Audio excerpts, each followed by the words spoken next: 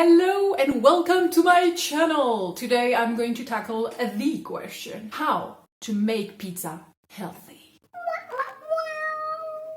7, 6, 5, 4, 3, 2, 1. Oh, this you crazy mother.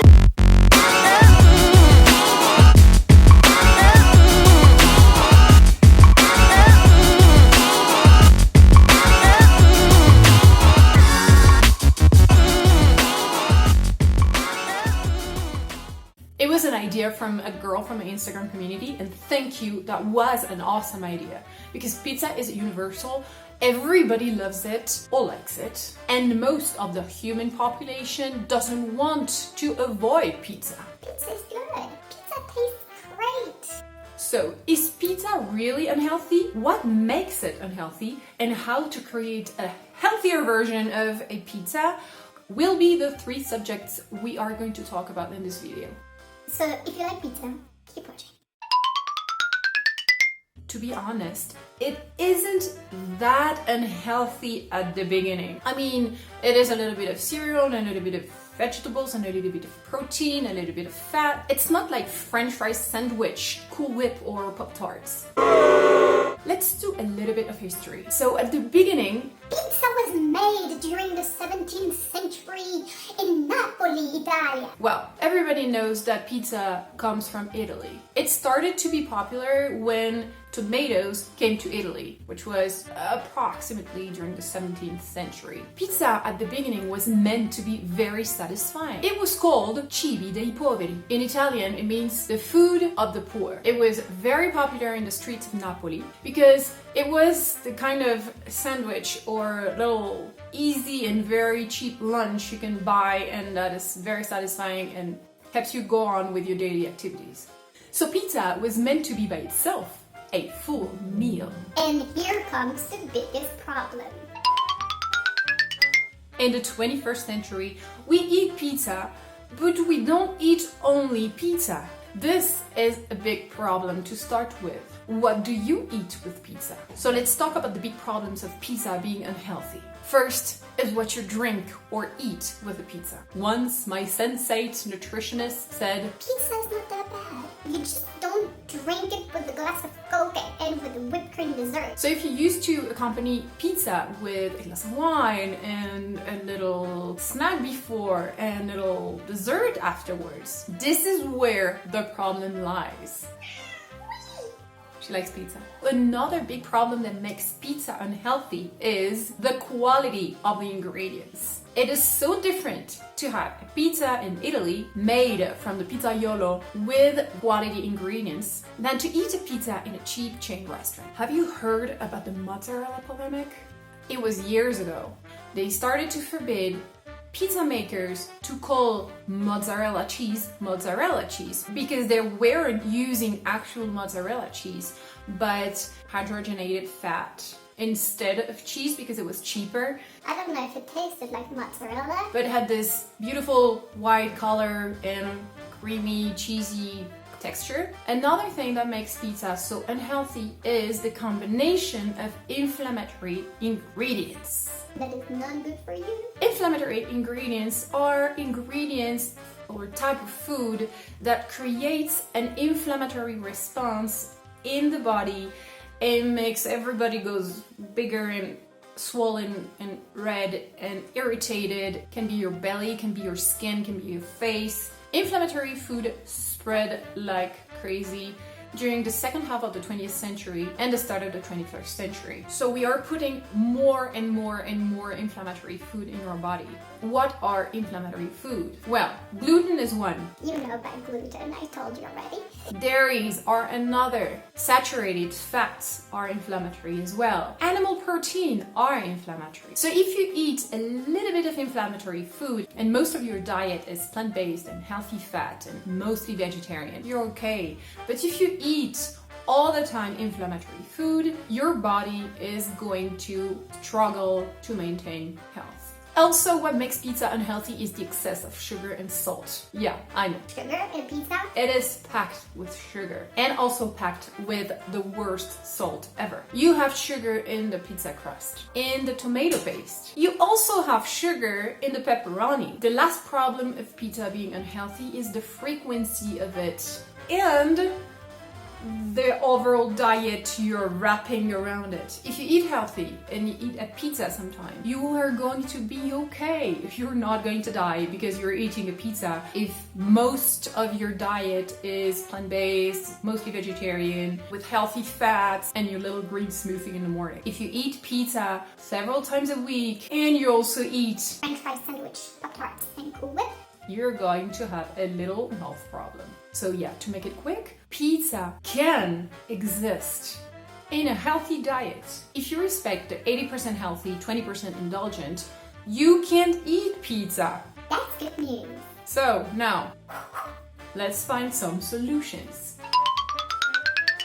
First solution I tell everybody talking about junk food is make your own, because when you make your own, you don't add all those hidden sugars and salt, and you can use noble ingredients. Which leads me to my second point. Choose quality ingredients. This is very important. If you eat a very good pizza, it's going to do way less damage in your body than if you eat a cheap chain restaurant one. Number 3, do drink water. By the way, skip the dessert and add a little side salad. It makes such a difference. And fourth and last tip, swap the inflammatory ingredient as much as you can for less inflammatory ingredients or very healthy ingredients, depending on which food makes you sensitive. Most of people have problems digesting milk and dairy products, so you can swap your cheese for a lactose-free one or use a vegan cheese, for instance. Personally, it's all about gluten. I will do a video about gluten and the benefits of a gluten-free diet, I promise. So for me, pizza has to be gluten-free. Now comes the real talk. How do I make it? First of all, I will make all the ingredients myself as much as I can. Sometimes I might buy some gluten-free crust, but I will always try to find the time to make my own crust. How do I make it? Well, I have 3 kinds of crusts. The very easy and quick one, the crunchy one, and the smooth one. For the very easy and quick one, I use gluten-free tostadas. It is so perfect because they're round, they're already made, and they are gluten-free. I'm going to publish soon a video about how I make my very, very, very easy and quick mini pizza with gluten-free tostadas. And once it's made, I'm going to include the link in the description box so you can go to it. The second version is my, how would I call that? The classic crunchy crust.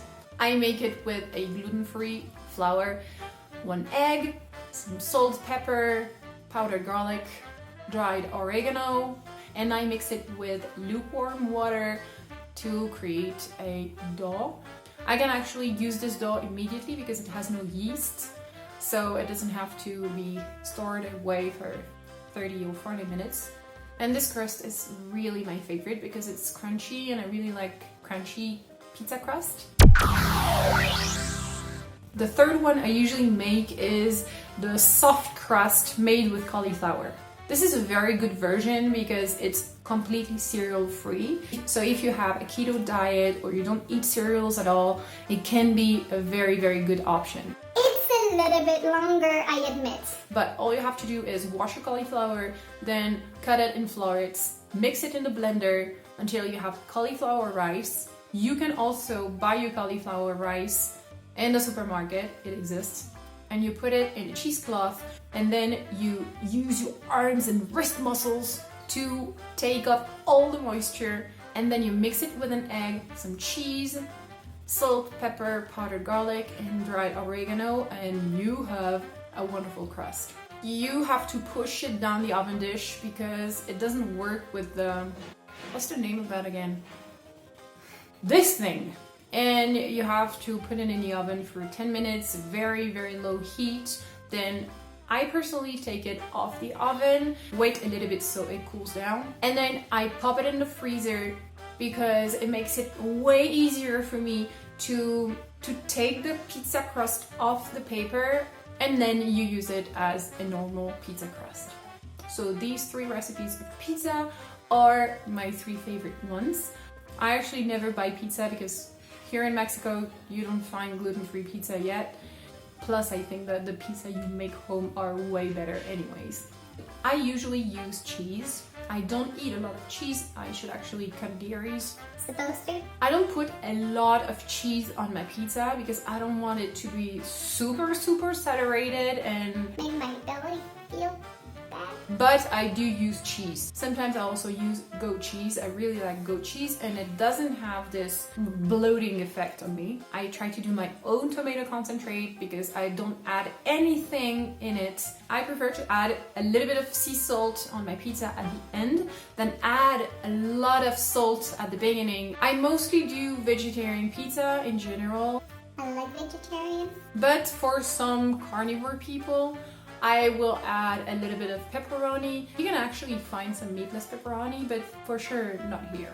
If I had pepperoni or ham on my pizza, I will make sure it is a good quality one. I would definitely prefer to eat an expensive pizza every 6 months than eat a cheap one every month. What I do is also add a side salad, drink water or vegetable juice, and I will not usually eat dessert. Some exception though.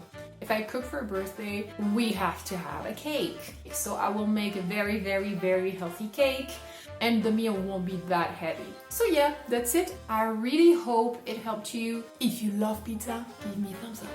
Don't forget to subscribe if you want to discover all my favorite recipes. Gluten-free, I might add. And leave me a comment below if you ever try one of these recipes, if you liked it, if you hate it. But don't be a hater. Or if you have a super nice, easy gluten-free crust recipe you want me to try. I send you all my quarantine blessings and I really hope you're okay at home and you got inspired to cook or have a better diet with this video. Bye guys!